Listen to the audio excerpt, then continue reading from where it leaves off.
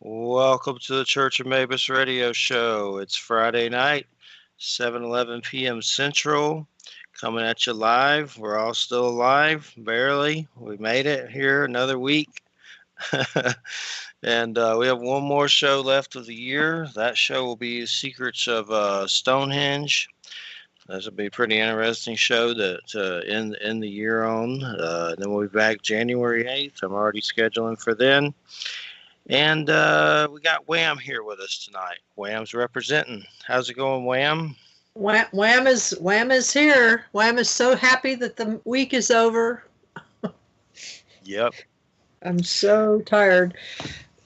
That's me. I was feeling real energetic, and then the sun went down. It's like, why is when the sun go down? It's like I get really tired. Like it's like the sun goes away. It's like I'm Superman, super dork. That's why, super nerd. I lose my powers. You're just a grandpa now. Yeah, that's true. An Amish grandpa. You used to be a chubby Nosferatu. Now you're a grandpa. That's right. I used to be a chubby Nosferatu. Now I'm a grandpa. You got it. You're right. You got it. That's the truth. And after this, though, we get to watch The Mandalorian. So hey, I'm excited. Well, there you go. There you go. Got some serious Boba Fett happening in there. You gotta check it out. He's back. He didn't die in the Sarlacc pit. He didn't die in the pit. Well, tonight's guest, Anthony Fucilla. Hey, Anthony, did I say your name one good time? Did I say it correctly? Fucilla? Anthony Fucilla. Fucilla is absolutely perfect. No problem. Yep, you got it right. Okay, cool. And yeah, my fiance was asking about your heritage, and she's Italian, and I figured you were. Your name definitely seems like it, and so does hers. Yep. And you said Rome. I mean, is that where your family came from? Absolutely. My father is from Rome, and my mother is half Italian, half Ukrainian. So yeah. Cool. All right. Well, it's great to have you. Born in London, England. Obviously. Yeah. London representing. Yeah. So it's I'm my Georgia. First radio interview with the United States. So it's a pleasure. It's a pleasure. No kidding. Well, cool for sure. Well, I'm from Georgia in the South down here, and kind of a mutant in these parts, but I'm in Florida now. And you have to be a mutant to be in Florida, pretty much. Fear and loathing. That or an alligator. Yeah, fear and loathing in Florida. Well, I guess, Anthony, it leads us to our first question or keywords. As a philosopher, what's your view on God? If you want to tell us a little bit about yourself, and then we can get to that subject. Absolutely. Well, yes, I'm a science fiction author and a philosopher, and I write extensively about, shall we say, theistic evolutionism. I'm a theistic evolutionist. And theistic evolutionism, in layman's terms, is basically, I believe God, through evolution, created the universe. So I sort of intercombine theology and science. Now, many atheists always ask the question of who created God. This is one of the questions that I get asked extensively in debates and just on the average one-to-one. Who created God? Well, this is an oxymoron. It's a non-question, because God, by definition, is an infinite. Uh-oh. Are you still there, Anthony? Yep. Oh, no. God cut him off. No, hold on. Are you there, Anthony? Can you hear us? We can't hear you for some reason. He's been smoted. I know. What happened? I don't know. It's like, it just international dropped him. Well, let's, I guess we wait and it reconnects him, or will it try him back? I don't know. I don't know if he can hear us. I don't think he can hear us. So is that what international calls do? They just like hang up? Well, they can drop. They can drop. Okay. And then just like any calls can drop. Regurgitate. All right. Is it possible for Joe to try to get him back? Yeah, I mean. Yeah, I'm actually going to drop you at the call. Okay. Excellent. That sucks. Hopefully that doesn't happen. He dropped himself, so we didn't have to drop him. Boba Fett. Smite you. Boba Fett was pretty good, by the way. Yeah, it was good. It's going to heat up.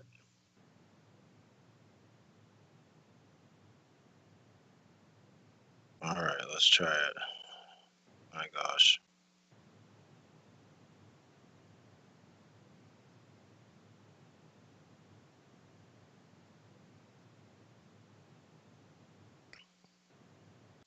Hello.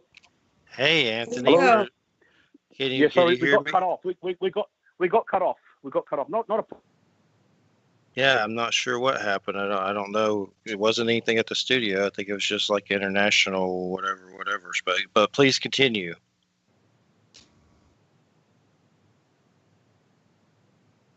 Uh-oh. Okie dokie. That's just weird there. That's strange. I don't know what's going on.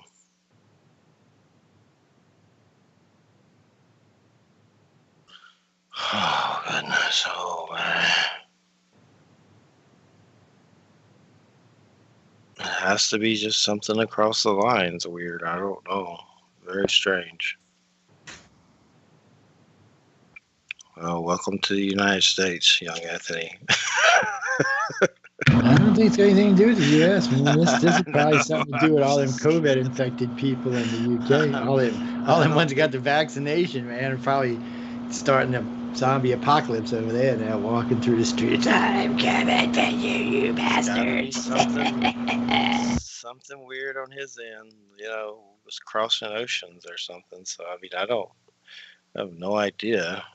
Via the phone lines, it could be that we're going through the transatlantic cable, which is older than Carolyn. I mean, the other person and I put together. The Russians are down there monitoring it. Oh man, that thing is ancient. I mean, it really is. It's ancient. They got other cables they've laid, but you just never know what system you're going through, and sometimes you get bounced via satellite, and any little intermission glitch in that, because your ping times are slower when you go satellite, so that can cause numbers to be dropped. So, for some reason. Usually, though, it's pretty good, but I'll tell you what the problems right now is. It's peak talk time between the United States and the UK. For people over there, it's 1 in the morning. For here, it's 7, so America's calling people left and right over there. Hello, Jeffrey. We get you back? Yes. Hey you there. hear me? Yes, I could hear you. Hey there. Yeah, I'm so sorry. Yes, we lost connection. Not a problem. So, well, I've obviously mentioned, minus the interruption, I've obviously mentioned my perception on a theological perspective. Now, can you hear me? Yes. Yes. Yeah. Now I'd like to look at the complexity of man, and how the complexity of man actually indicates that there has to be a mechanism beyond time and space. Now, we are a bizarre bundle of particles, but the particle that we are predominantly made up of is a neutron. We are made up of neutrons. We're made up of many, many particles, but the particle that we are predominantly made up of is a neutron, many neutrons. And the interesting thing about a neutron is, A, it's radioactive, and B, it decays very quickly. It decays within 10 minutes. And this is known as weak decay. It's known as weak decay because within particle physics units, 10 minutes is actually a very long period of time. So it's known as weak decay. Obviously, within the classical world, our world, 10 minutes is a very short period of time. So we actually have the relativity of time at play. So once the neutron decays, because of the first law of thermodynamics, the conservation of energy, when a neutron decays, its energy is never lost because you can't destroy energy. So it becomes a proton, electron, and a neutrino. A proton, electron, and neutrino. Sorry, are you still there? Yes, Yeah, we're still here. Okay. So the interesting question here is, how is it that man exists if we're made up of predominantly neutrons, and neutrons decay within 10 minutes? How is it that we exist? What gives here? Well, the interesting thing is, once you drop a neutron into a nucleus, it becomes bound. It becomes bound. That means it requires energy to release itself from. So it becomes bound within the nucleus. So it becomes bound, it loses energy. If it loses energy, if we apply E equals mc squared, we know if it loses energy, it will also lose mass. It loses so much mass, it can no longer decay into a proton, electron, and neutrino. And so it stabilizes within the nucleus. And this is the reason why we exist, because of this incredible complexity within nuclear physics. Now, an atheist will say this is just down to an accident of nature. I say that there's a mechanism, there's a mind behind this complex process. Yes, because definitely. because it's far too complex. Incidentally, this is very important. Incidentally, a neutron and a proton have almost exactly the same mass. Very important. The neutron is only slightly heavier. Only slightly heavier. That means that the neutron has barely enough mass to allow it to decay because its mass is barely heavier than the sum of the mass of the proton plus electron plus neutrino. And because of this, it can barely decay. And of course, it takes a long time, as I have mentioned. So this incredible complexity within nuclear physics is the reason why we exist. Once you place a neutron into a nucleus, it becomes bound, loses energy, E equals mc squared. So it loses mass. It loses so much mass, it no longer decays and it stabilizes within the nucleus. And this is the reason why you and I exist. In fact, this is the reason why all those heavy elements, all those nuclei exist. Nitrogen, oxygen, iron, and carbon. All these nuclei exist because of this process. This is far too complex to be an accident. There is a mechanism at work within the quantum realm, if you like, and it's this infinite being that transcends time and space. What do you think about like the Big Bang, for example? I've heard like theories that's like. I'm just coming to that actually. If you just give me a second, I'm just about to come to that. Now, if you, I'll mention this very shortly. My next point is this: all life starts as a result of an imperfection at an atomic level. Let me explain. The atom that lacks an electron, the unstable atom, is actually responsible for all life. The stable atom that has 8 electrons is known as the perfect stable atom, but it doesn't do anything. It's the atom that lacks an electron, the needy atom that seeks to gain atomic equilibrium to make up for the missing electron, that actually binds to other atoms. And as a result of binding to other atoms, molecules are formed, RNA, DNA, and the whole evolutionary process begins as a result of an imperfection at an atomic level. So it's the abnormal atom that creates life, which is incredible. Order out of chaos, which proves that the whole notion of perfection doesn't exist. Perfection doesn't exist. It's just a construct of the mind. It's the abnormal atom that creates life. It's the atom that lacks an electron that says, I need to make up for my missing electron. So it binds to other atoms. And as a result of binding to other atoms, we have the formation of molecules, RNA, DNA, and life begins as a result of an imperfection at an atomic level, which proves that there's no such thing as perfection. It's a construct of the mind. It doesn't exist. Life starts as a result of an imperfection at an atomic level. The atom that lacks an electron needs to make up for the missing electron, so it binds to other atoms and life begins. It's an incredible process. Order out of chaos. Now, going to the Big Bang. Now, the Big Bang occurred approximately 13.8 billion years ago. That's just an approximation. All matter was condensed into a point and suddenly exploded. But this had to be fine-tuned for life to emerge through billions of years of evolution. Furthermore, a trillionth of a second after the explosion, the weak and electromagnetic forces separated us, leaving us with the 4 cosmic forces that we know today, which of course are strong, weak, electromagnetic, and gravitational. The Big Bang is order out of chaos.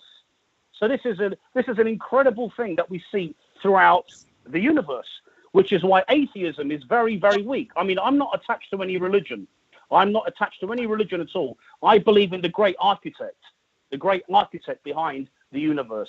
So I'm not attached to any religion at all. I'm just purely a theistic evolutionist, where I combine science, philosophy, and theology in a very powerful way. I'll mention another few points, if I may. Yes. For example, our universe is a mechanical universe. We do not have a dynamic universe. We live in a mechanistic universe. Isaac Newton believed that we lived in a mechanical universe. It's a mechanistic universe. A mechanical universe requires a mechanism. There's got to be something beyond space and time that's working through this mechanical universe. Now, many would argue that we have a dynamic universe, but we don't. A dynamic universe is basically a universe that's a living system. It gathers information at random as it goes along. So it's self-organizing, it gathers information, so you get a random evolution. So, in fact, dynamic processes are systems with information feedback operations, i.e. a fractal, which results in a non-linear evolution and local unpredictability. So with a dynamic universe, it becomes random. It becomes impossible to predict how it's going to evolve. But we have a mechanistic universe. We have a mechanical universe, which implies there has to be a mechanism. I'll mention another few points. The universe actually is a triune universe. We live in a triune universe of space, time, and matter. Space, time, matter continuum. Okay, so we have a Trinitarian perception of the universe. If we look at space, space is three-dimensional. Within each dimension of space, it permeates all of space. So we have a Trinitarian perception of space. What is time? As I mentioned before, time is past, present, and potential future. Past, present, and potential future. So your oscillating consciousness, our oscillating consciousness as human beings, is integrated within a Trinitarian perception of reality, past, present, and potential future, that represents the totality of time. It's 3 in 1. It's a Trinitarian perception of reality. And if we take matter, and when I say matter, light and sound is the... matter, light and sound. Matter is the unseen, omnipresent energy that manifests itself in various forms of measurable motion corresponding with natural phenomena. Light generates light waves that produces the light that is seen, and the same mathematics for sound. We live in a Trinitarian perception of reality, and it's quite incredible. I've got a few more points to make, if I may, and then obviously you can ask me a few questions. Yes, please, go ahead. Yeah, thank you very much. Thank you, Jeffrey. The spontaneously generated universe, okay, atheists say the spontaneously generated universe actually violates the first law of thermodynamics. It violates the first law of thermodynamics. So the question is, what was responsible for pumping energy into the early universe, the open system? Where did this energy come from? Remember, the amount of energy in the universe is constant. It changes form, but the quantity remains the same, as the first law of thermodynamics states. It's this infinite mechanism, God, this eternal being, whoever he may be, that pumped energy into the open system in the beginning for the universe to come into being as we see it today. My next point, and I'm going to just very, very quickly jump ahead because I don't want to spend too much time on this. Okay. My next point is this. There are two kinds of things. There are things that exist necessarily, and there are things that exist contingently. Things that exist necessarily exist by the necessity of their own nature. In other words, it's impossible for them not to exist. What do I mean? Mathematical objects exist in this way. Numbers exist in this way. The number 5, the number 4, the number 3 exist in this way. Okay? By contrast, things that are contingent do not exist necessarily, but they exist because something has caused them to exist. Law of cause and effect. Physical objects, planets, man, and so forth, animals and galaxies. And this needs to be explained. But of course, you will get a clever atheist that will come along and say, you know what? We can dismantle this argument. The universe is eternal. The universe has always existed. This is known as the eternity of matter theory. If the universe has always existed, we don't need to explain how man came into being, how the universe came into being, because the universe has always existed. But this is very easily dismantled. There are 4 key points here. 1, if the universe were infinitely old, eternal, it would have reached a point where all usable energy was exhausted. But through scientific analysis, cosmology, we can see a totally different picture. That is, the universe is full of cosmic energy. Thus, the universe is not eternal in nature. The second point is this. The second law of thermodynamics, entropy, the immutable metaphysical law of the universe. When we look into the universe, do we see death? Yes, we do. Take a star. A star lives and dies as it loses energy. We see death within the cosmos, which tells us that there had to be a point genesis to the universe. So this is another point, very important. Third point, the fact that the universe is expanding as a result of dark energy tells you that at one point it had to have been a cluster. It had to have had a point genesis in order for this expansion to be at work. And the next one is cosmic background radiation. We can measure radiation within the universe. We know that there was an explosion. We know that there was a point genesis to the universe. A couple of more points. Now, a lot of atheists like Richard Dawkins and Lawrence Krauss and you name it, all the big atheists in America, in the US, and in the UK will use this term, something from nothing, how you can get a universe from nothing. And they will go into, and I'll explain now how they describe this theory. Incidentally, nothing is a physical concept because it is the absence of something, and something is a physical concept. Okay, so what they say is this, and we know this through the Hadron Collider, so I'm in agreement with this to a certain point. We now know, due to the laws of quantum mechanics and relativity, that empty space is not actually empty. Every single point in space contains information. Every single point in space contains information, data. So empty space is not empty. It's actually a bubbling brew of virtual particles that are popping in and out of existence continually. This, of course, can only happen within the quantum world, within the world of quantum mechanics. Things popping out in and out of existence, I mean. Because in our world, that would violate the laws of energy. You can't produce mass where you didn't have mass in the first place. So we have this, within the quantum world, virtual particles popping in and out of existence. So we now know that there's an invisible field everywhere in the universe. And in a sense, this invisible field is responsible for all of reality. It's responsible for our existence. Totally. In a sense, without any doubt. And the Hadron Collider has actually proven this. It's been proven.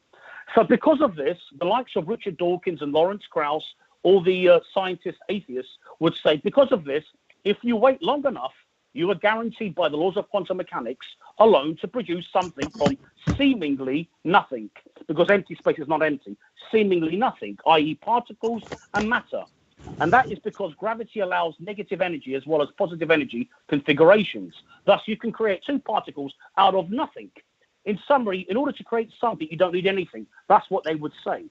In other words, the laws of quantum mechanics fused with gravity will tell you that if you have empty space and you wait long enough, particles will always be created. And if you wait long enough, empty space will always produce a universe full of matter. Now, this sounds really plausible. And furthermore, they say this. In fact, once you apply the laws of quantum mechanics to gravity itself, then space itself becomes a quantum mechanical variable, fluctuating in and out of existence. And you can literally, by the laws of quantum mechanics, create universes, spaces, and times where there was no space and time before. But you know what? There's a massive problem here, my friend. Physical laws cannot create physical realities. Physical laws cannot create physical realities. The laws of quantum mechanics alone cannot create anything, let alone apparent universes, spaces, and times. It's impossible, because if you're saying that, you're ascribing creative power to physical laws. But laws don't create anything, let alone a complex universe. So in summary, we have to separate physical law from agency. Physical law is one thing, agency is another. God, the creator, that is infinite in both time and space, is operating through the laws of quantum mechanics. It's God, the mechanism, that's working through these laws that creates the universe. But if you remove God from the equation, atheism collapses, because physical laws cannot create physical realities. And it's as simple as that. Now, my next point, very, very quickly. God and the computer simulated universe. Do we live in a matrix? Do we live in a virtual reality?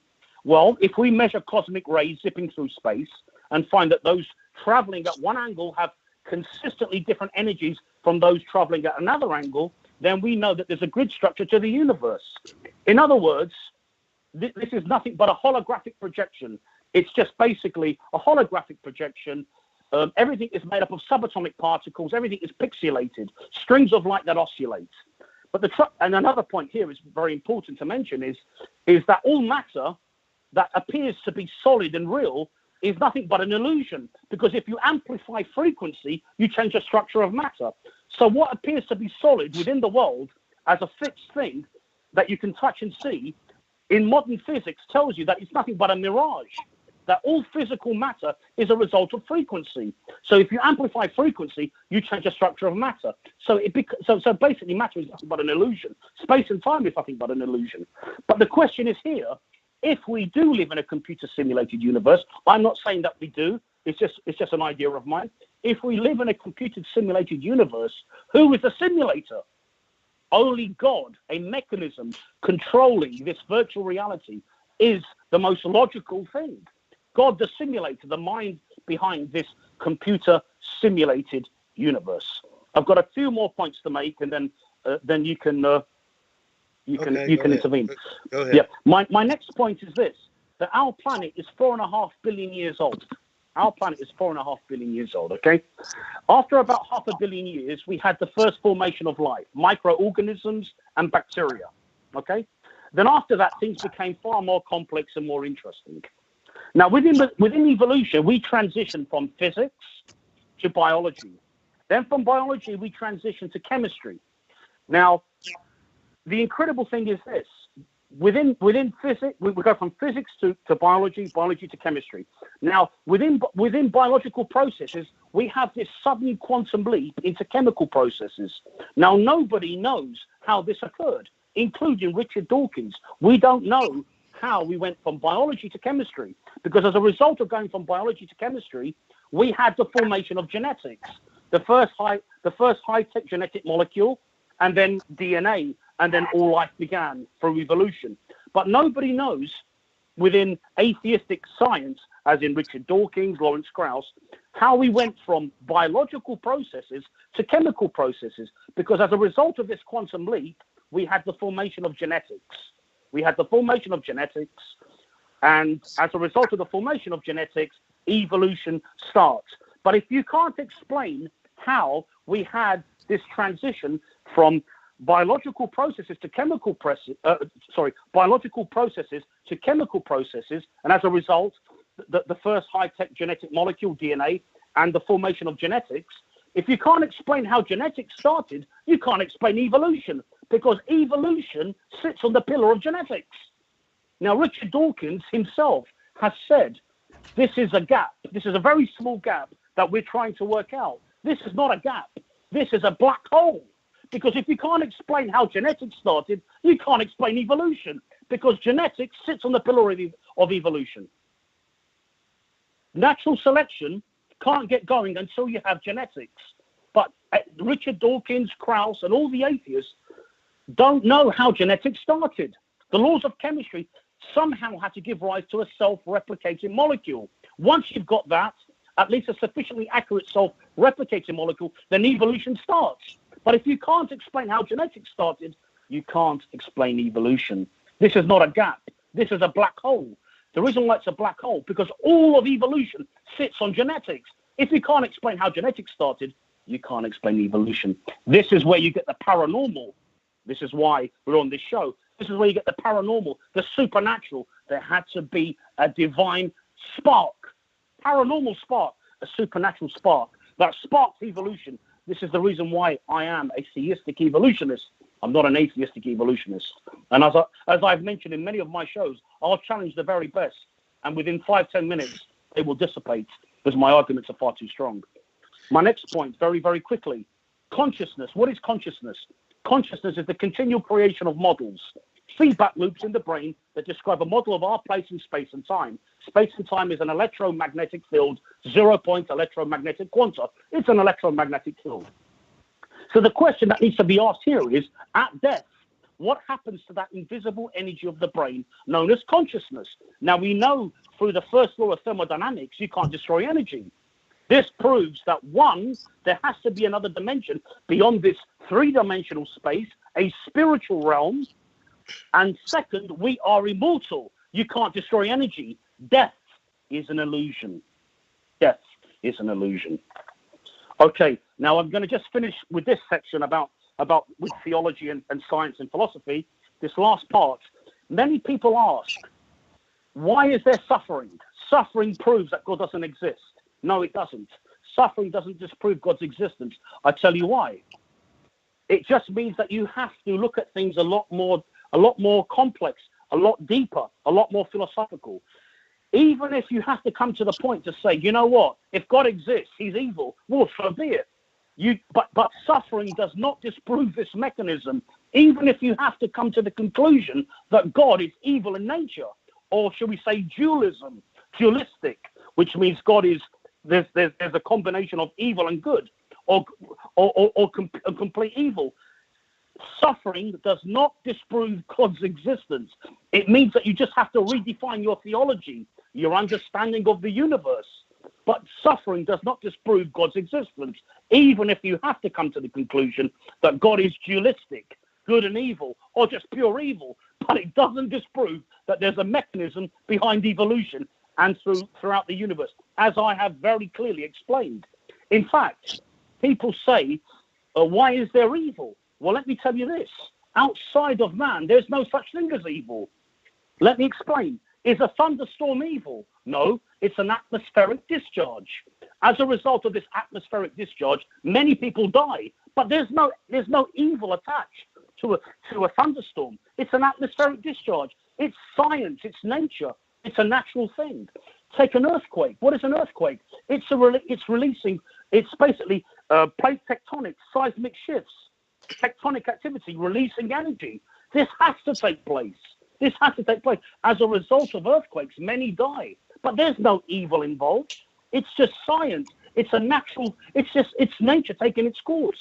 Absolutely. Take a snake. A snake, when it bites, a snake bites as a result of a defense mechanism as it injects its hemo neurotoxins within the system of a human being, which is a complex network of proteins, amino acids, and enzymes.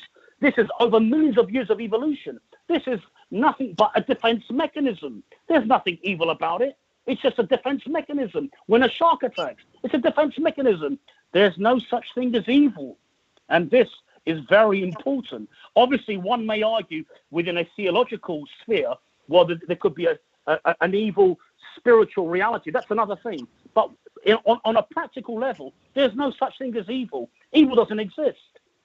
The only thing that is evil is what lies within the soul of man as an acting potential within the reptilian complex. Hear me out. This is very important. My final point on this particular subject. Within the soul of man, the only thing that is evil is what exists within the soul of man as an acting potential within the reptilian complex. An overactive reptilian complex, which is a region of the brain, brings out the worst in man. When you have too much electrical and chemical activity within the region of the brain known as the reptilian complex, it brings out the worst in man. And that's the only thing that is evil. Evil only exists within the soul of man as an acting potential within the reptilian complex. Too much electrical and chemical activity within the brain brings out the worst in man, and then men do evil acts. But outside of man, there is no such thing as evil. Okay. And one thing one of my experiences that I've had is I've seen beings of light with my physical eyes, and I do think that's what we are, energy beings on some level. And for some reason, I was allowed to see those with just my regular eyes, completely sober, which is shamanism call them luminous beings of light. But it does seem like if we're immortal, that's kind of what we are. Is that what do you think we are? Are we energy beings? I mean, it seems like we're beings of light. As I mentioned, the first law of thermodynamics, you can't destroy energy, the conservation of energy. What is the soul? It's a fantastic question you've asked me. What is the soul? The soul is a nexus of electromagnetic forces that cannot be destroyed. The soul is a nexus of electromagnetic forces that cannot be destroyed. The body, the human body, goes through what we know as entropy. Entropy is a second law of thermodynamics.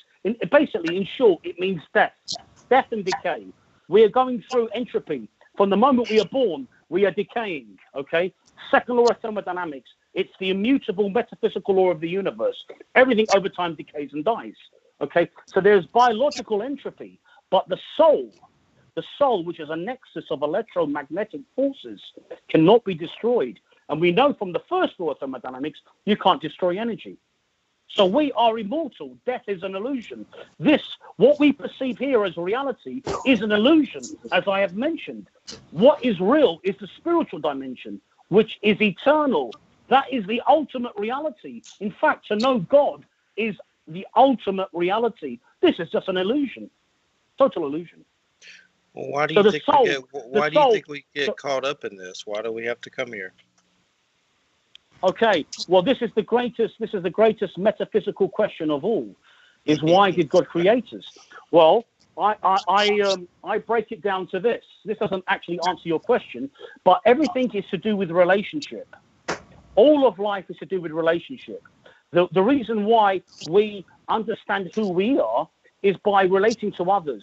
Everything is about relationship. We see it within animals. We see it within flora and fauna and so forth. Everything's about relationship. Everything within this world that God has created is to do with relationship. You only know who you are, Jeffrey, as a result of interacting with many other people. It's to do with connecting and building character. In fact, the definition of human is this, that we interrelate with others. Because if you were the only person on this planet, Jeffrey, you wouldn't know who you are. You become who you are as a result of interacting with many other people. So everything's to do with relationship. Now, in terms of the ultimate reason why God has created us, I believe it all comes down to relationship. And that's what I would say at this point. There's one thing I want to ask you that I figured you've probably heard of this. Like, I've seen some articles where they talk about the Earth puts out a pulse of energy every certain amount of seconds, and then I could have sworn I've seen one where it says the sun does it, and some of the planets kind of like interact. Have you seen anything like that in your studies? I know I've seen some articles about it. It's kind of like a pulse the planets put out. I'll be honest with you. I'll be honest with you, Jeffrey. I haven't actually experienced anything of that nature. I mean, in terms of, for example, in terms of UFOs and apparitions. I mean, what I would say is, now that I've obviously given you my introduction about the whole notion of God's existence, I've obviously clearly established that there is without any doubt, there is a spiritual reality, which, as I've mentioned, is the ultimate reality. God, this eternal being, is the ultimate reality. Okay? So it's the spiritual reality that's the ultimate reality. This is nothing but a fading illusion. Nothing but a fading illusion. Okay? So in terms of UFOs and apparitions, and I know that you've experienced many, I bring it down into two categories. I believe that now that we've established it as a supernatural realm, then basically people that have seen, for example, supernatural, or should we say had supernatural experiences, it is exactly that. It's a paranormal experience, and science can't touch it. It's something that transcends time and space, and it belongs in its own sphere, and science cannot dismantle it. So there are many, many occasions where people have supernatural experiences, and there is a supernatural realm, and it goes into the category of the unexplained, in the sense that science can't touch it. And I know that you've experienced multiple experiences. Obviously, yes. There is another category. There's another category. This is a category B. Well, I say that we can actually use some kind of intellectual, scientific reasoning to sort of dismantle certain paranormal experiences.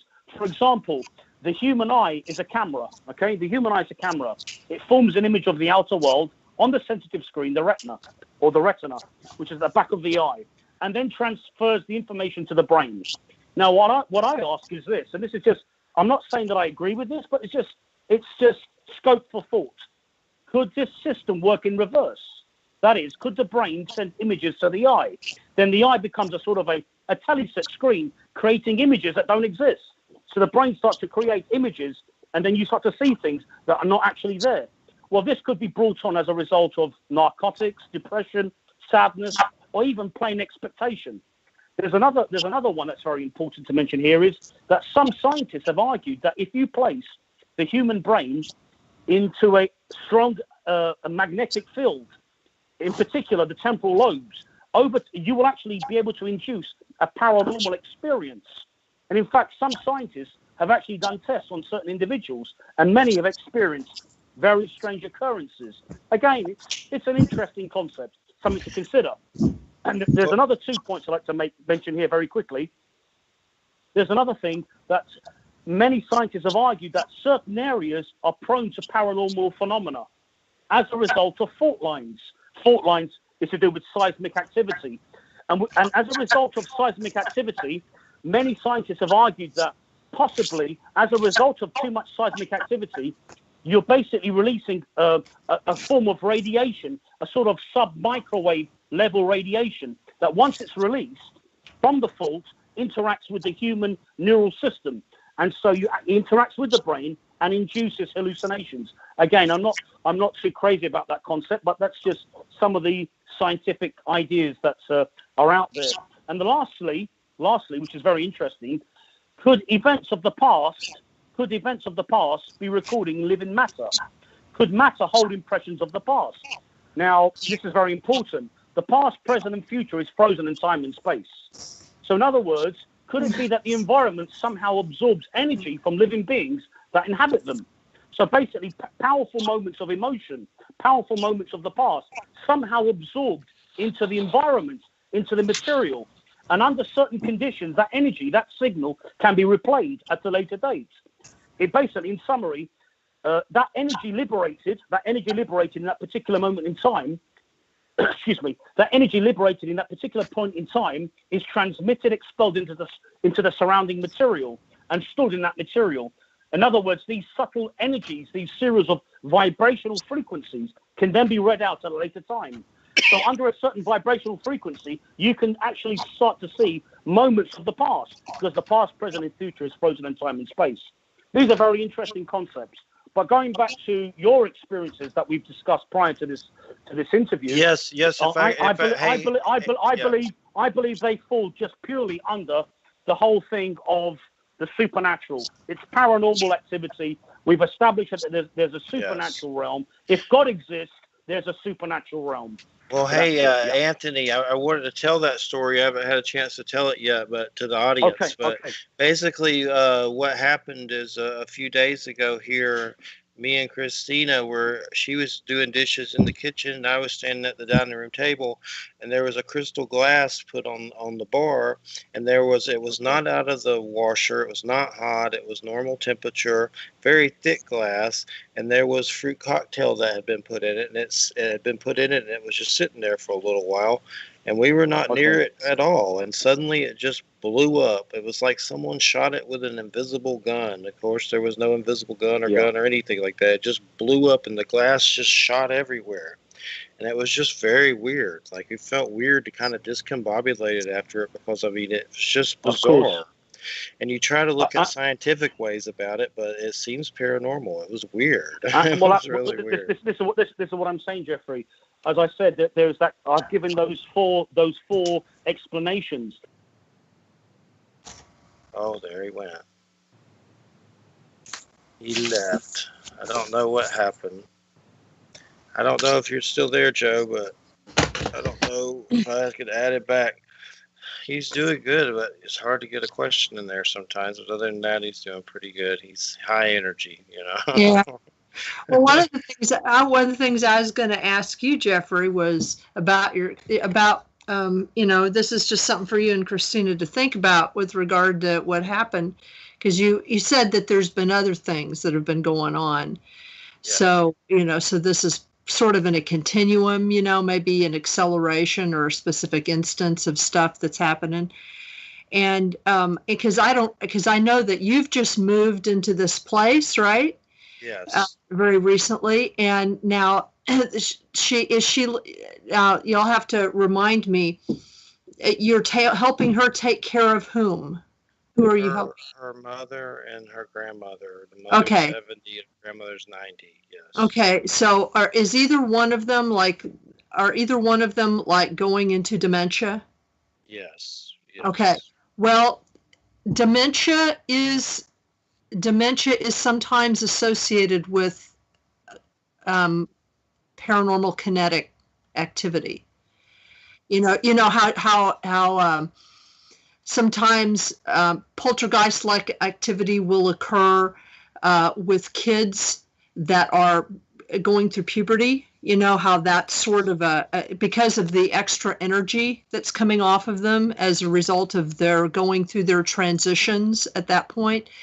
There have been instances of older people who have dementia or entering that part of their lives, because dementia, from a metaphysical standpoint, dementia depends on the type of dementia that it is, but dementia can be associated with a person's consciousness moving in and out of focus in this reality. You know And what?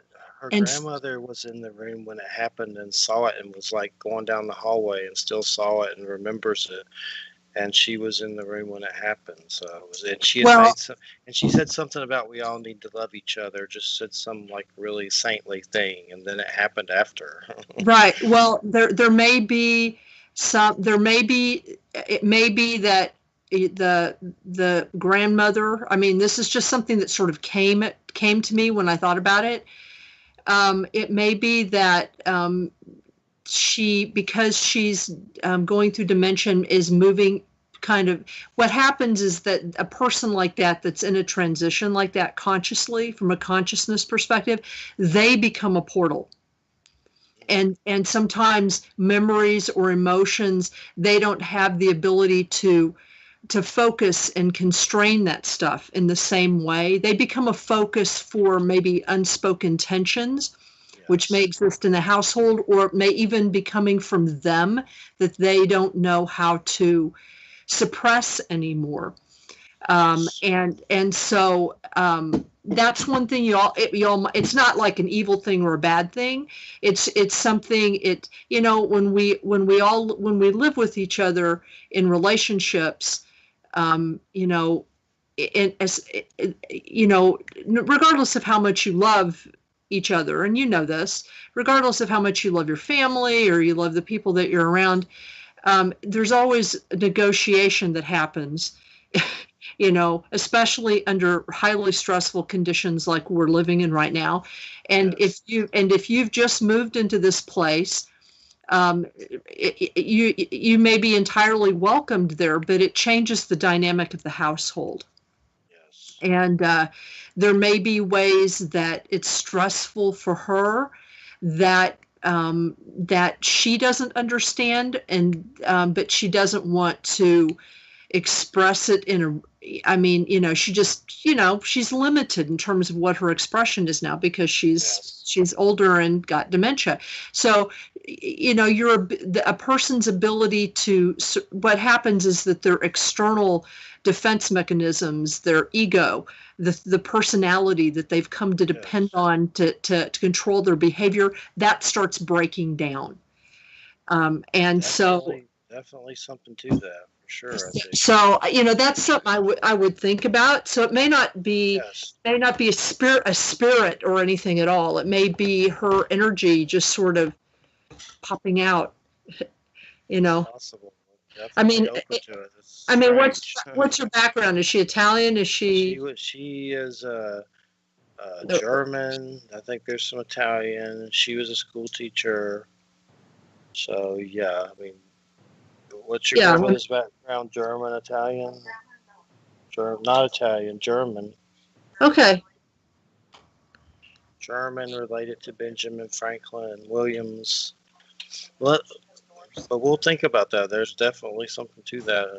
And that's just sort of what I thought about, because when I was thinking about your situation, you've recently moved in there, and if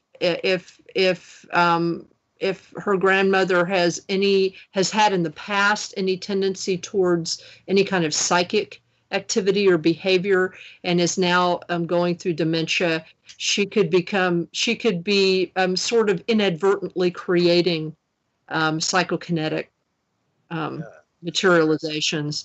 For sure. Okay, well, she's going to hear this, so she'll definitely hear it. I appreciate it. I'm going to try to see if I can add him back, because he's trying to call me on Facebook phone. Let me see if it'll let me do it. But it's strange, because she was in the room when it happened, so. Yeah. It was weird. I've never seen it. I've seen some weird stuff, but that's not. I did see something like that. It wasn't exactly like that once. This was many years ago. The friend of mine who has now passed, but she had. There were a series of events that had caused poltergeist activity to break out in her house. Yes. It was temporary, but it was very extreme at a certain point. And I happened to be visiting her home at a time when it wasn't at the height of what it had been, but it was still like periodic and would pop up. And I experienced a number of really weird things when I was there. it was, I mean, you had some of the classic things of where you're like walking down the hall and all of a sudden you're assaulted by scents that don't exist in the house, like smells that don't exist in the house. And they would alternate. If you were upstairs, they would be sickeningly sweet, cloying, perfumey smells that, you know, nobody in the household wore. But if you went down into the basement, it would smell like human rot. It was gross. It was really weird. And but then there were other physical effects, like I actually saw an object levitate in the air. And another time I saw there was me and her daughter and her were all tucking in the living room, and there was a candle burning in a glass like holder, like a candle holder, and all of a sudden we heard this pop and this crack, and something shattered the candle holder, and the taper in the candle was not down to where it was hot. You know what I mean? It wasn't like, it was like a new candle, like a taper, but it shattered the glass candle holder, and the candle itself flew, still lit, across the room at her daughter. Her daughter had to duck, and it hit the wall behind her, over her head. It basically was like something had like flung the candle at her. That's wild. So there was a bunch of weird crap like that happened that weekend. You know, and some really scary stuff that happened to me one night. And I was staying in her daughter's bedroom because she wouldn't permit us to stay downstairs, where down in the basement where we had stayed in the past, because that was the nexus of where everything was happening. So, but I still had something happen to me when I was staying in her daughter's room. And the next morning I came down the stairs and I told her what had happened to me, and I said, and she was like, "Oh, I'm so sorry. I forgot to put shields up around Kim's room." Well, So that's definitely nuts. I mean, I've seen some apparition type stuff and some weird UFO stuff and even beings, but that glass thing was just like, I don't know. It was, you know, I don't know what did it exactly, but I try to look at it also. It's like the Matrix bend the spoon moment. It was like reality shattered with that glass at the same time. Like, you had to process it. I guess it is, I think it does freak us out a lot when something is really physical like that, you know, and it's really kind of concrete. But it always helps me to remember that, you know, physical things seem very solid to us, but they're no more solid than anything else. You know, they're slightly denser light. So, you know, if there's enough of the right kind of concentrated energy, they can be shattered or broken or whatever, you know. So, Well, Joe, if you can hear us, we need to call the guest. It won't let me do it because I guess I don't have credits or whatever to do international. But hopefully we can get him back and do a few more minutes with him. But other than that, I don't really know what to do. International stuff's just a pain in the butt. So I don't do it very often. And then he doesn't have Skype, so that kind of made it a pain in the butt. So hopefully Joe could get him. It won't let me do it, though, for some reason. yeah, there's no way I could do it. I don't have no credits on there. No credits. No We are credits. creditless. I'm sorry. Only person that could do it's Joe, so I can't. So we'll just see what happens. But I'm trying to think of what I've been watching. Oh, I watched a good show on HBO, Flight Attendant. That was pretty good. Thriller. It was a lot of weirdness. Some flight attendant finds a dead dude in her bed, and then he haunts her and all this stuff. It was a thriller. She finds a dead dude where? In her bed, in the hotel. In her bed. After they are doing it. Oh, I see. So he died. So he croaks Yeah. on her, or she wakes up and he's croaked. He's murdered, and then she gets Oh, all called out. It's that girl that's in uh, what 70 show? No, not 70 show. Big Bang Theory. She's in that show, but it's okay. But there's a lot of ghost stuff that's weird. Like she's always having conversations with a ghost, and it just goes to that reality when she's just standing in normal reality. So it's like almost too much ghost. But it has a 98 on Rotten Tomatoes, so it's good. But some of the ghost stuff's weird. Still trying to figure that out. But and then tonight is the second to the last episode of The Mandalorian, and I don't want to give too much away, but little Grogu, Baby Yoda, was stolen by the dark side. They took him. They took him, and Boba Fett and dudes going after him. And there's like that dude from Breaking Bad.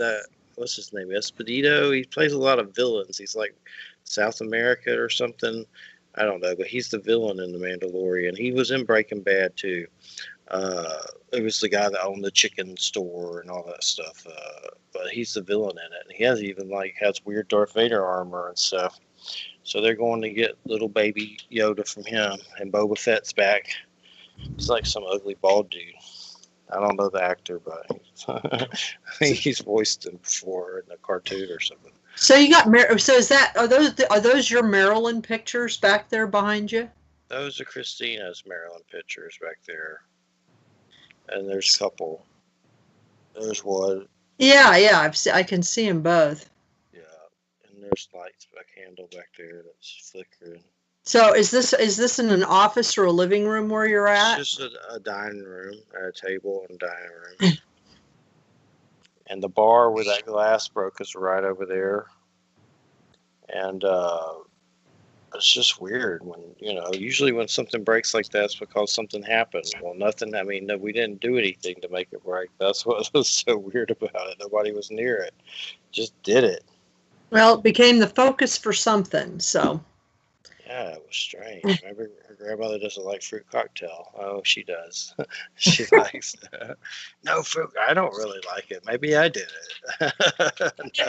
Well, maybe it has nothing to do with anybody liking fruit in particular. What was so weird though, we had some stuff in the house before, and that morning I was playing like all these Blood of Jesus, Protect Your House from YouTube and stuff. So I'm like, did I piss something off playing all that this morning on the YouTube? So there's just so many different directions to go with it. But yours is interesting for sure. There's definitely something to that as well with the dementia calls and stuff and psychokinetic activity. That's definitely interesting. So not ruling that out for sure. Well, not ruling anything out. Well, and it's probably been, you moving in there, it's probably been, even though it's probably been good in a lot of ways, it's also probably been a real change, not only for you, but for the other members of the household in a way. Yes. And sometimes changes, even when they're good, can still be stressful. They can still trigger various types of insecurity, various types of, just kind of acting out in various ways. I mean, it's hard to know, kind of like when someone has dementia, it's kind of hard to know what's going on other levels, This Anthony is just going wild in my Facebook, and I don't, I'm waiting. I can't do it unless Joe shows up. So Joe's probably at the casino or whatever. Let me try to add him. I don't think it's let me because of a money thing. So I just don't. What is he trying to call you on Facebook? Is that Yeah, what? on Facebook. I can't do anything from Facebook. So, but let me try it again. If it'll let me do it, and hopefully Joe will show up. But calling unavailable. No, it's not. I think it's just a money thing or something on my end. I don't. Well, you probably have to have a certain kind of account. Yes. But Joe, where are you? Are you at the casino? Joe, did you run to the casino? We have an Italian British guy pissed off. We need to get him back on there. Well, Frank, can't yeah, get him. well, Can't get him I don't on. know what to do. I just feel bad because the last show kind of got trashed too. So we don't normally have this happen. It's like two trash. They both were getting trashed. So what happened with the last show? Could it not be played or? It was listenable, not really. It was his mic. Like it didn't sound that bad when we were interviewing. It was a little annoying, but it was just really worse when you listen to it. It wasn't anything from the studio or Joe or anything. It was from him. It was completely from his, I don't know, his studio and the mic and everything. I don't know what it was, but it sounded like a couple of microphones were on at the same time or something. But there's nothing I could do about it. I can't magically appear in his, office and fix Well, it. when I was listening to it last week, I'll be honest, I couldn't understand what he was saying half the time. It was like that half the time, half of his words were like falling out or something. Yeah, it was a weird echo. It And was then strange. Skype's been doing all kinds of weird crap. When you call people on the phone, it'll do some weird kind of background, weird. And then of course that with him was just some technical weird thing last week. And then this is just I don't know. This is just a bad connection. He keeps hanging up. So it's just because it's going under the ocean, I would presume. Whatever. The Russian subs are down there monitoring. That's it. They're intercepting our conversation. But there's also been some strange things here with lights. Like one time when I first spent the night here, a lamp just turned off for no reason. And then I guess it turned back on. If you wanted it to, you just turn it back on. But for some reason, it just shut off. And then another time, there's some lights in the kitchen. They just shut off. And there's like, that may be electrical. I don't know. But it's weird when it happens because there's a lot of light places for bulbs in the ceiling and these different bulbs. I don't know if they put the right bulbs that should be there or something, but a lot of times those will just shut off. And there was this thing with Christina. She was saying a prayer about the water heater, being grateful that we had, AC and heat and that, our ancestors didn't, and just being positive. The next evening, the water heater dies for days and they have to come out and fix it. We're like using little pads to take a bath with or whatever. So it was like just a weird thing that she said that prayer, and then next thing you know, the water heater croaks the same day after it. Just things. And then the other weird one that is odd is there's an old folks home right up on the hill. You could see it, and you could hear ambulances here all the time going off like crazy. So I mean, who's to say that those old people or in that home or whatever are croaking, and they might float down here and nest in this neighborhood or something. It's not far away. I don't know if it works like that, but it makes you wonder. Has it always been because of that, or just since COVID? Oh, it's worse because of COVID is what I'm guessing, but who knows what's going on at that old folks home. Hopefully nothing too crazy, but there's been a lot of ambulances there. Most of them going down the highway to the hospital and stuff, but it's increased definitely since COVID. But I mean, I don't know, could old people, elderly people, excuse me, pass away and just float to a house next door or something? Well, it could be one of those things where, if the grandmother is sort of in and out of focus here, it could be that she is interacting with them, with some of them. Or, they wouldn't even have to be dead necessarily. If there are people with dementia at the old folks' home, then they could be popping out of their bodies and they could be floating around and, interacting with her, or just sort of, things happen. And it could be it could be accidental. I mean, what you've described doesn't necessarily sound purposeful. You know what I mean? It sounds almost sort of accidental.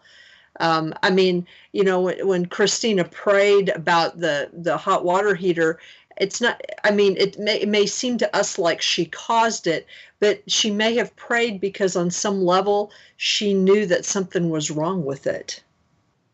Yes. And so that was sort of her response to a kind of internal impulse about it unconsciously.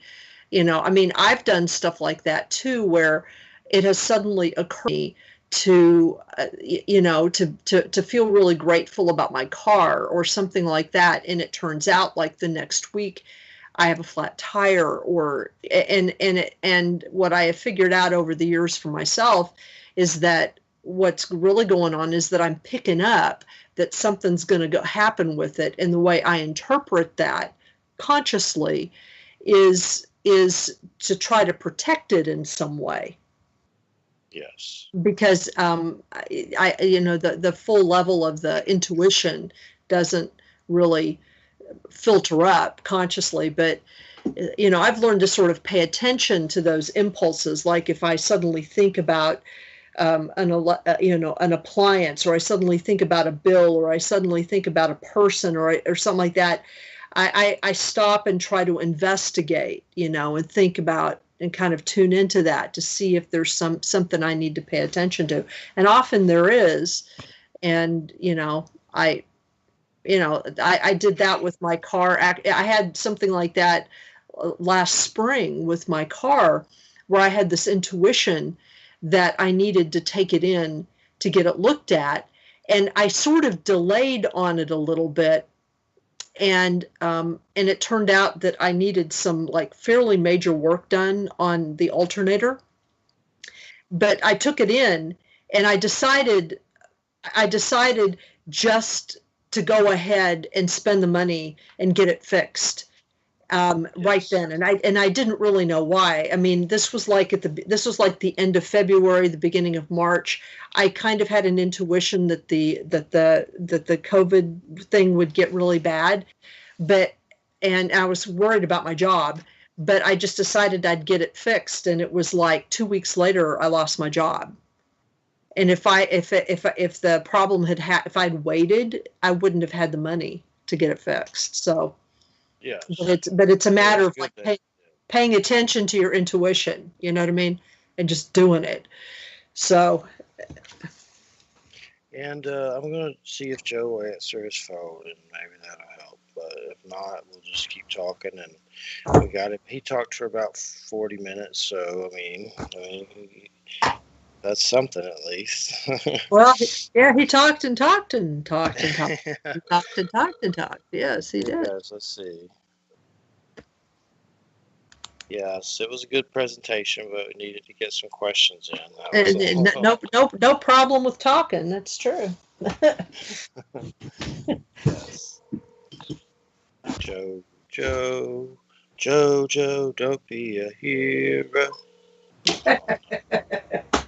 Not answer it.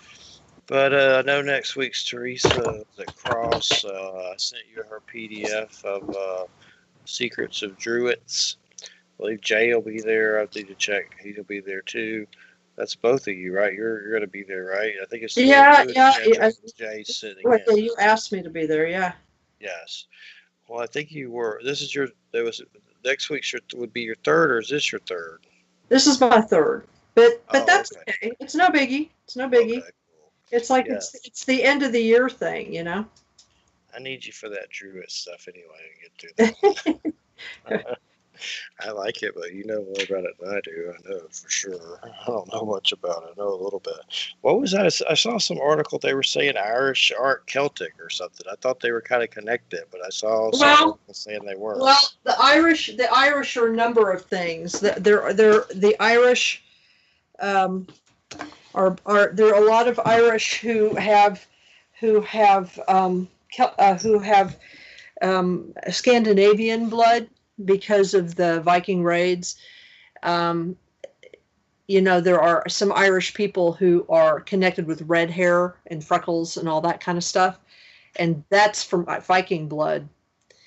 And then there are some Irish that are shorter and darker. Yes.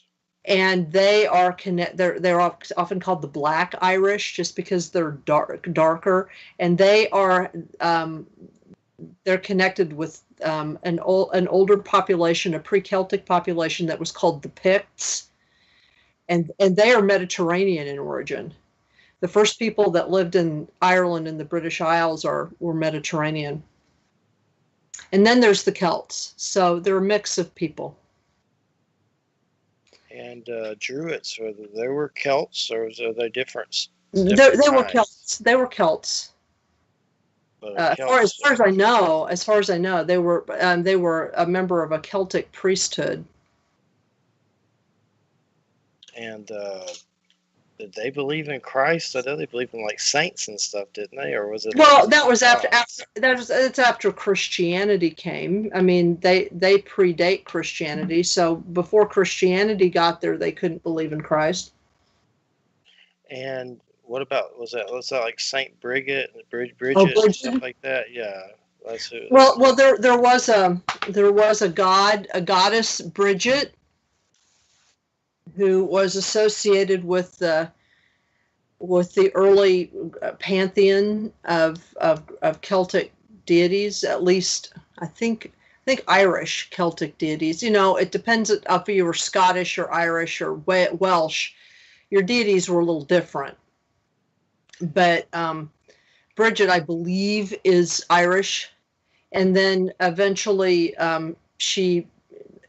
there was a woman who became an early Catholic saint, and I don't know whether she had the name Bridget to begin with or was given the name Bridget. I don't know. I don't recall the entire story about her, but various aspects of the goddess Bridget got merged with her.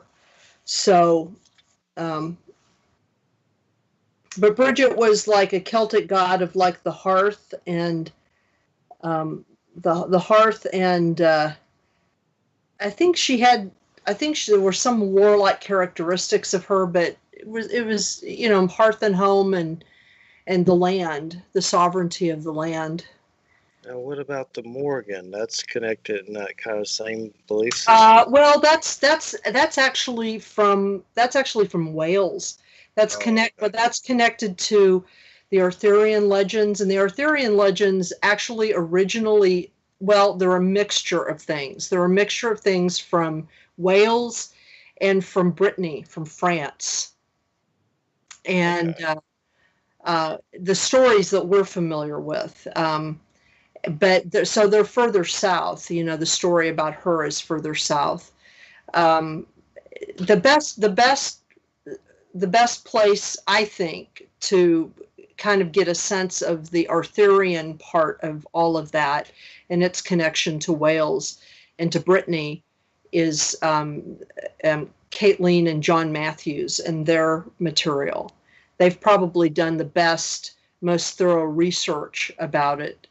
About that part of it, and they're real clear that they're talking about. I mean, Caitlin is really clear when she's talking about, the difference between Welsh traditions and Scottish traditions and Irish traditions, because while they're similar, they are different as well. There are different characters. And unfortunately, in the United States, we get that stuff all mixed up together, and it confuses some of the symbolism. Like in Wicca, Wicca doesn't really make those distinctions that clearly, and it's sort of like the mythology about Rhiannon, for example, who's another goddess, is really different than the theology about Bridget But a lot of times in American Wicca, they don't make distinctions about those two goddess figures. And, it's actually kind of important to know what those different stories are. The Morgan, I know, who was the lady with that had a book. I got her book, but the publisher was acting so weird it was hard to get an interview. But I know you recommended her. She's been on the show before, but it was a book about the Morgan. A lady, I think Courtney or something. Oh, I can't remember right off. You have the book, I'm pretty sure. It's the Morgan. I can look it up, I'm sure. Yeah. But, the Morgan, the one thing, like the Morgan, the Merlin, those are all titles. We think of them as names. We think of Merlin like a name. And it was a title. And a Merlin is actually a small bird of prey, like a falcon. And so these are actually like totems, like Arthur is a Roman British name for a bear. So it's like a lot of these names that we think of as names are actually titles, and they're connected to animals, like animal totems. Or Here you know, she is, Courtney Weber, the that's Morgan, right. Okay. Celtic goddess of magic and night. Wow, it's got Yeah. That's right. That's right. I just couldn't remember her last name. 5 stars out of 238 ratings. That's pretty good. It's crazy good. I have it. I just need to read it. But for some reason, that publisher is just acting strange. Like they used to be. Which publisher? Which publisher? Wiser Books. Uh, Red Will Wiser. They used to be up in my email all the time trying to get me to interview people, but they just went like dark or something. It's weird. I don't know, but I've got a lot of their books, and I'll have to check it out. It sounds good. Let me look at see what I have. I was talking to Don Webb today about his vampire book. He may come on in February.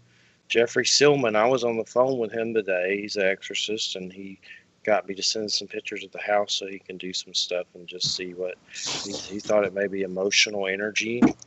He was just going to look into it. Like, it always amazes me, this remote healing stuff. Like, I believe it's certainly possible, but there's always a part of you that's like, what? Like, if someone's doing that from far away.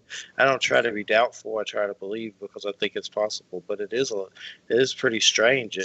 Just for someone to, I know people, we've had them on who said they can do that. Do you think it's something I know you think it's possible, right? People to do stuff from afar. Oh, absolutely. Well, that's the whole basis for a lot of shamanic stuff. I mean, the basis for shamanic stuff and for any kind of remote healing is understanding that distance is an artifact of our focus. And all time is simultaneous, and all space is one place, as one of my teachers put it. And so it's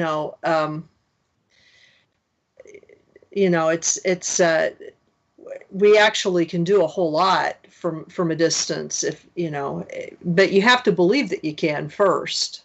It's there was one thing that I did, since we have time here, I did want to mention, for those of our viewers who are familiar with Stephen Miles Lewis, or Smiles Lewis. I mean, you may know who he is too. He's the guy who runs the Anomaly Archives in Austin, Texas. They've been since a little bit before Thanksgiving and through the last weekend of December. They are running a series of streamathons, paranormal streamathons. And so they're actually pretty good. And a couple weeks ago, I was actually one of the presenters at one of these streamathons, and they're doing they're doing this partly as a fundraiser, because as a result of COVID, the Anomaly Archives, which is one of the largest archives of paranormal material, memorabilia, and just stuff in North America, they lost their lease, and so in Austin, Texas, and so they need a new place to land, and so they're trying to raise some money just to have some money there, so that they can get a new place. But it's also an opportunity for him to sort of showcase some of the people that have contributed a lot to the Anomaly Archives. So, I've done stuff. A lot of the other kind of movers and shakers in the wider paranormal community have done things. Stephanie Quick's going to be doing something next week, and we're all talking on all kinds of stuff. Gregory Little did something on the mounds and UFOs last week. So it's on Saturdays, running through the end of December. It starts about 1:30 Central Standard Time, and it runs usually continuously until like 7:30 or 8 at night. And in the evenings, he has like 4 or 5 presenters, with a break in between. And then in the evenings, they've been featuring like independent, UFO documentaries or paranormal movies, like scary movies. Um, and if you just get on YouTube and look at Anomaly Archives on their channel, they're live. So that's the best place to reach them, is on YouTube. What's it called again? I was having the right answer. It's Anomaly Archives. Stream okay, I've seen some of that posted in the. Yeah, and actually they've been really, really good. That he had presenters from Europe, from Spain. He's had presenters from South America. Somebody a couple weeks ago did stuff on. In fact, the guy that came right before me, I did stuff on. It was called Aliens and Alienated: The Continuing Issues of Race in the Paranormal Community. That was something that Smiles wanted me to do, so he asked me to specifically do that. So I was able to talk about my dissertation for a while, which I don't usually get a chance to do. But the guy immediately before me did this whole thing on the UMO hoax with new information about it. And he was coming out of Barcelona. And it was great. It was a fabulous presentation.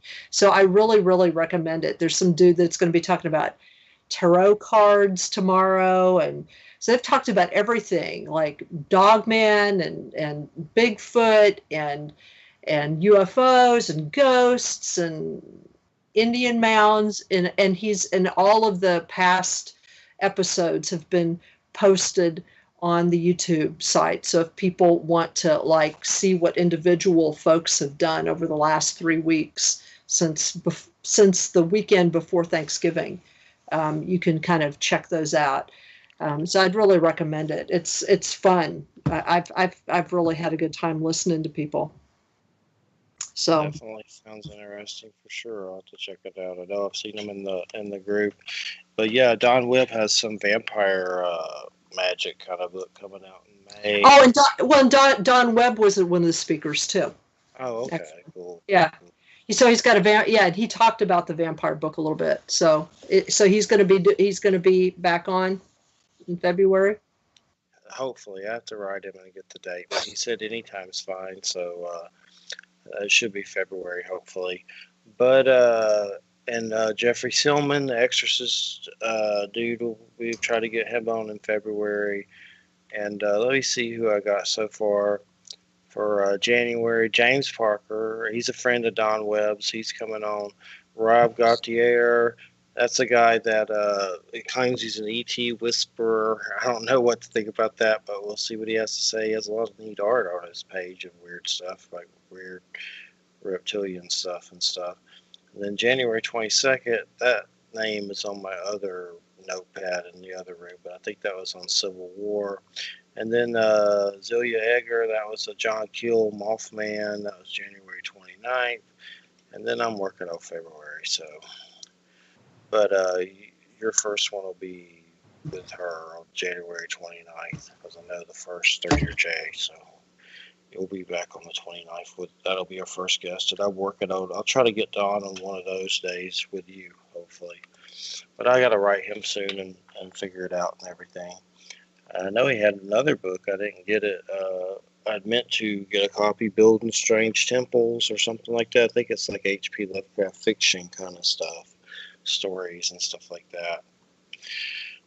Well, I hate that happened with Anthony. I'll have to get him to get some Skype sometime. It just kept dropping him when you're going under an ocean to talk to somebody or whatever. It's going to happen. There's also, you could hear some kind of weird, I don't know, background noise or something that's just too far. If he had Skype, it would probably be okay. But I don't really know with international. I try to usually avoid international stuff just because of reasons of technical matters. There's always some kind of, not all the time, but a lot of times there's trouble with it on many levels. I tried to get Bill Hall back, but he's got some drama stuff. I don't know exactly what. None of my business, but maybe at some point, but not anytime soon. Maybe when he has another book or something like that. Whenever he has another book coming out. And then who else? There was some guy that strange that knows Kawani, but I have trouble remembering his name. Sunbow or something. I have to look up his name. I was talking to him. He wanted to come on. Sunbow, Sasquatch, Amazon. He's like this dude that talks a Sasquatch whisperer, but he doesn't call himself that. But here it is. Here's his book. It's kind of strange. I know, excuse me, it has a Kawani they though in. Sunbow True Brother. The Sasquatch Message to Humanity. Conversation with Elder Camus. Whatever that is. Has Kawani's name on it. For it by Kawani, so I don't know the guy, but so he's on my page. I know that I was talking to him, and hopefully we'll get him on at some point. Got to get some Sasquatch representing. What? Yeah, there hasn't been any Sasquatch for a while. Sure hasn't. And one thing I don't get is why is this book on here for $1,000 to use? They're $1,000 a piece. Oh, someone's being a butt. Someone's trying to gouge other people. Crazy. Who would pay that? Why would they even do that? It's weird. Is that the same? Hopefully that's a deal. I meant to get his books at some point, but I forgot about it.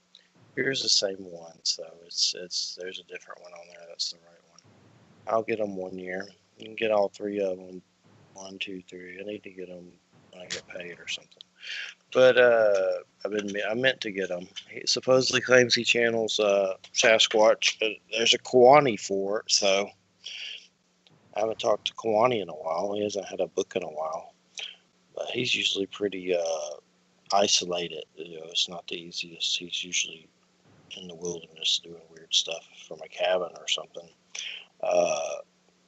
There was something that Alignable. Did you use that Alignable app or whatever? You know what I'm talking about? Yeah, I did. I haven't used it because I don't. They want me to do it on my phone, and I don't use my phone for things like that. So, you know, I have it. You know, I have it on my browser connected to my to an email, and I haven't really used it though because I don't have time. That's me. I keep sending all these messages that people are writing me from the show stuff, and it's just a lot of crap. I have to go through it and see. But then I looked at one of the messages. It didn't really seem like it was them writing. It was just some kind of pre-generated something. Right. Exactly. Yeah. Exactly. It seemed like it was really them, but it seems interesting. I'll look it up some more maybe at some point. But up next, Don Webb, Egyptian Concept of the Soul, Anomaly Archives. He just posted that in a group 12 hours ago. So because that was the presentation he gave last week. So that would be his YouTube talk. It was good. I mean, I what I've done is because it runs for 5 or 6 hours. What I've been doing is when I'm putzing around the house, I just turn it on and keep it on my phone, and wherever my phone is, you know, I just have it there and listen to it as they're going through the speakers. Yes, we'll get him on in February. Nothing like a little vampire magic. We'll get some vampire magic going. I think that book's by Inner Tradition, so. Yeah, it is. It is. Yeah. I need to get Building Strange Temples. I bought this weird book today that was on eBay. It's not that weird, but it's John Milton's Paradise Lost, but it has that Gustav Doré paintings, you know. Yeah. Like shadowy kind of devil and Archangel Michael and all that. Like I remember that poem from a long time ago, but I may have started to read it, but I got that just so I could read it. I want to read it. Because, I mean, a lot of the imagery and Christianity with all that kind of came from that, didn't it? And it kind of inspired by a lot of that poem, like the whole battle. I mean, I know the battle's in the Bible or whatever, but he definitely... Which one? Paradise Lost by John. Well, yeah, Paradise Lost. And also a lot of symbolism, kind of Catholic-based symbolism was based on Dante's Inferno. And in the Divine Comedy. So some Catholic stuff is based on Dante's Inferno. Well, a lot of symbolism. The symbolism. Well, for example, it's from Dante's Inferno that we first kind of that devils are first depicted as having pitchforks and stuff like that. That all, the way of visualizing demons like that, or visualizing the different levels of hell and how there are different types of torments in the different levels of hell, that all comes straight out of Dante's Inferno. Dante's Inferno. I knew there was a connection with that, but I knew there was a Paradise Lost too, but I've heard more about Dante's Inferno, I think. But I wouldn't mind reading that. I had some old copies of that somewhere. It's pretty actually, it's pretty interesting. It's like, it's pretty interesting. I mean, it's funny that it's part of a larger work called The Divine Comedy, and he does hell and then purgatory and then heaven, the different stages of hell, purgatory, and heaven. And of all the three, hell's the most interesting. It's where the most interesting people are, and it's like, it's the most vivid. That purgatory is just depressing, and heaven is boring.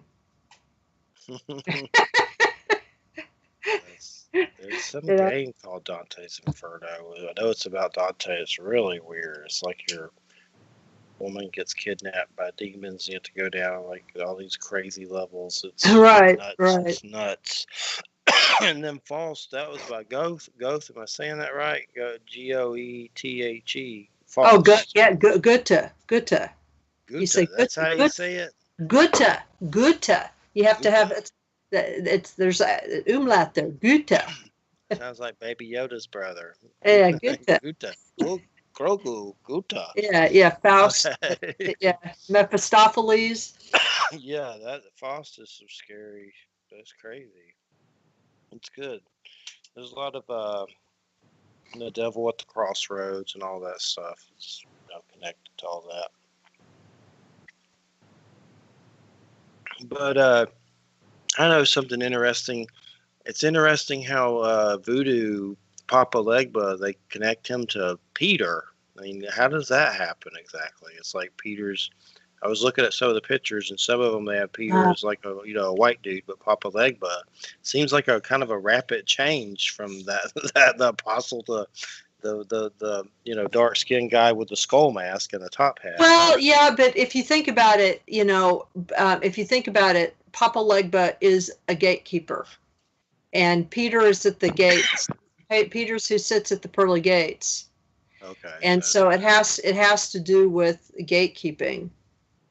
I mean, Papa Legba has been associated with lots of different, saints and stuff over the years. It depends on what part of him you're kind of pulling on. Yeah. But if you're pulling on the part that where he's the one that's going to let you into where you need to go or not, the crossroads dude, then that makes sense. Definitely. I was looking at those. I found Papa Legba very interesting, but that's even more interesting how they brought that connection in there for sure. Like I just pulled up his name in Google and I looked at they have all these weird art and different kind of things, like kind of like I like look at those weird saint cards with prayers on them and stuff, and they had some stuff like that for him that was weird. But those weird little cards that you read that have prayers on the holy cards. The holy cards. Yeah. They actually have like real decks of those, don't they? A lot of the ones I've seen a few, but a lot of the ones I see are just like little illustrations you pull up as a file or whatever online. But I wonder if there's like a deck you can get on eBay. Well, you can get collections of them. They don't really make them like decks, but that I'm aware of. But you can get collections of them. Like there's this place where I used to live in Kansas City, Missouri. There's this place called Donnelly's, and it's a place. Well, they supply. They're a church supply store, is what they are, and they supply. They do have some Protestant supplies, but they mostly supply like the Orthodox community, like the Greek and Russian Orthodox communities, and then the Roman Empire, the Roman Catholic communities, and so you can if that's a place where, churches can get their supplies, like their vestments and their communion wafers, and all that kind of stuff, their candles and all that stuff. But the public can go in and purchase things too. So they have like this huge counter of all kinds of rosaries. I mean, rosaries from everywhere, like all kinds. And then they have this huge rack, at least the last time I was there, of all those types of holy cards. And each holy card was like, I don't know, 97 cents, unless it was a big one, like an oversized one. And you could just they were all like grouped, like by saint, so you could just, different styles. So you could just kind of like go in there and look. And then off to the side, the last time I was in there, off to the side, sort of in a corner, they had a set of things that were there for people that, did some of the Caribbean, Brazilian stuff, like Santeria or Candomblé, or Lucumi, so that, you have the holy cards and the candles that are connected to them, because they're also Catholic, but they're also connected to these African practices. And certainly people who practice Santeria and Candomblé and Lucumi, they go into that store and they buy all their candles, because they have this whole back area that's filled with all of those votive candles, the 7-day candles and the rainbow candles and all and the candles that have the saints like put on them, and all that stuff, I mean, it's like you can sometimes find things like that at a Hispanic store or store that's got like Mexican or Hispanic stuff. But I mean, they had like a whole collection of these. When I was in the temple of Isis Sophia, which was the occult lodge that I was in for a while, and we would go in there to get all of our materials for the Gnostic Mass. So we would have all these candles and you can get like, all the accoutrements for like communion and stuff, like the chalice and, all that stuff. It's wild. I found a pack of 54 holy cards on Yeah. Yeah.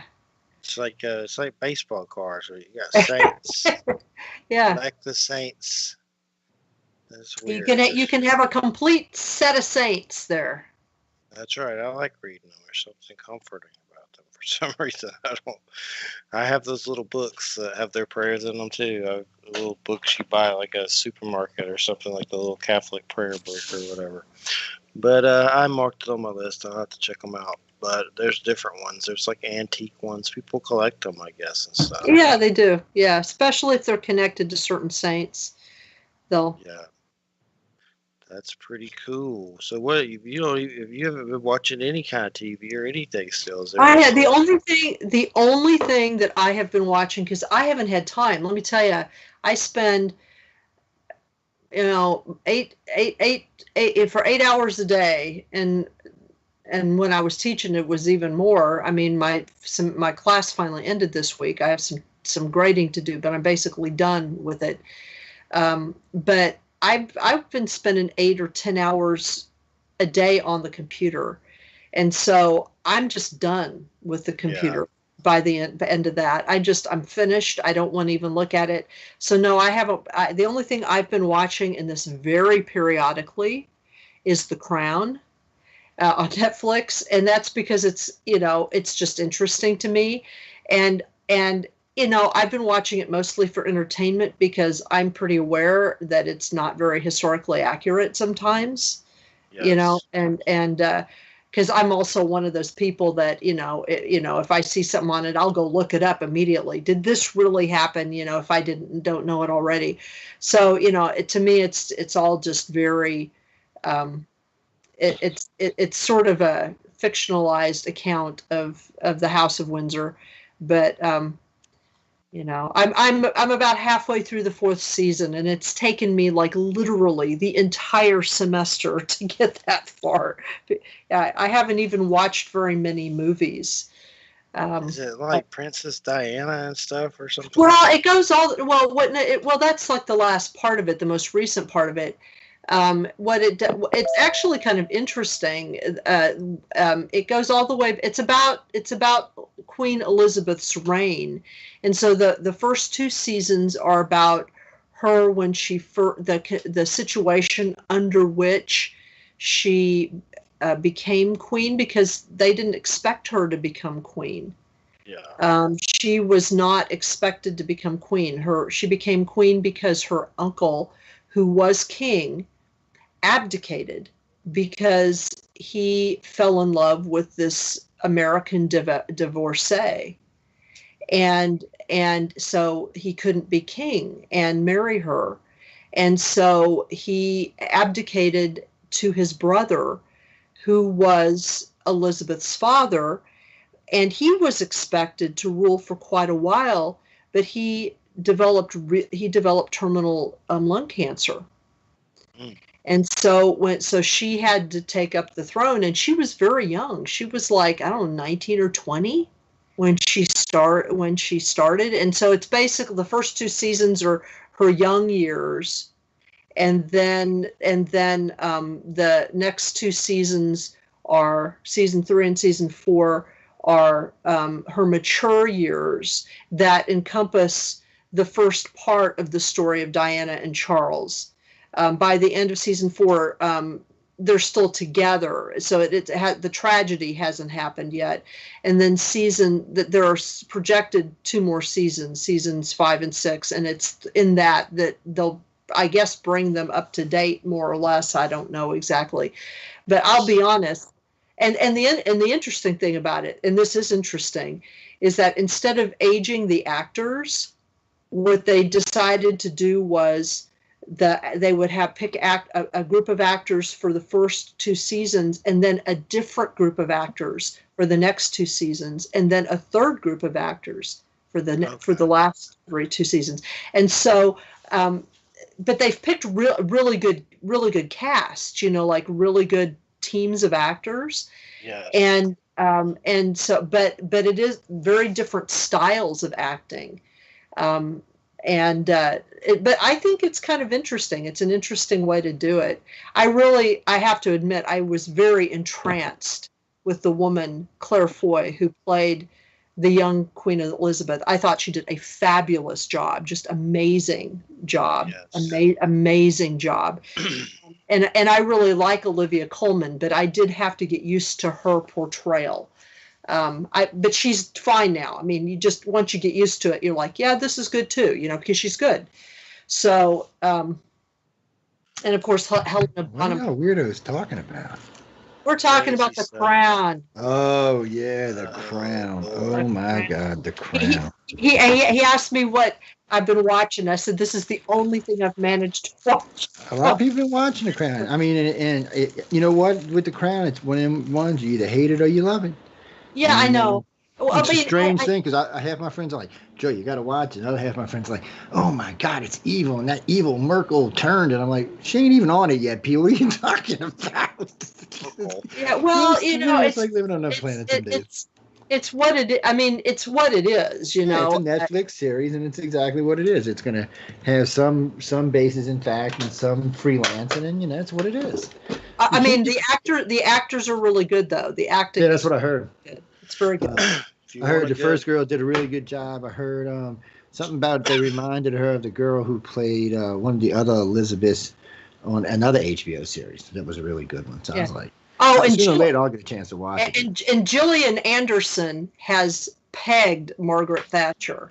Oh, I didn't know Julian was in. I'll have to check it out. And Gillian Anderson is Margaret Thatcher. That's got to be a hard role to play. Well, but she has figured out her mannerisms, the way that she talks. She's barely recognizable, and they did minimal makeup on her. I mean, she's really kind of scary good. But she's a decent actress. I mean, nobody can fault her. She's a good actress. I mean, I know people hate her for other reasons, but she's a pretty good actress. I've always kind of liked her. Want a good animation, Blood of Zeus on Netflix. It's the Greek mythology and like a animation. The only two things I've even really got to watch in the last couple of days was Mandalorian and Discovery.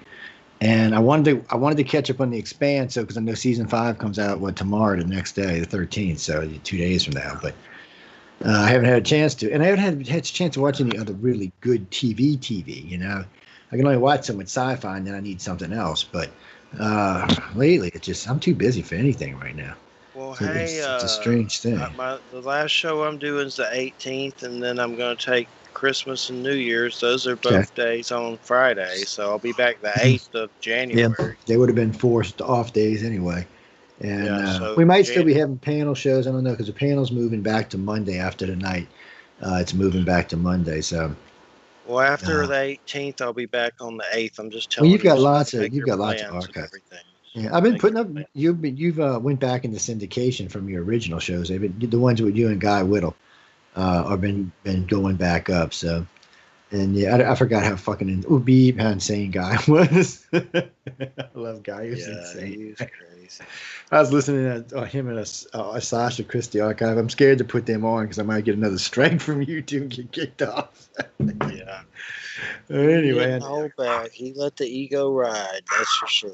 Hey, Joe. Hey, Joe. Do you remember last week you were asking me if my book was still available? Yeah. Okay, well, it is, but if someone's looking for it on Amazon, if they try to look for it under Wham or Professor Wham, they won't find it.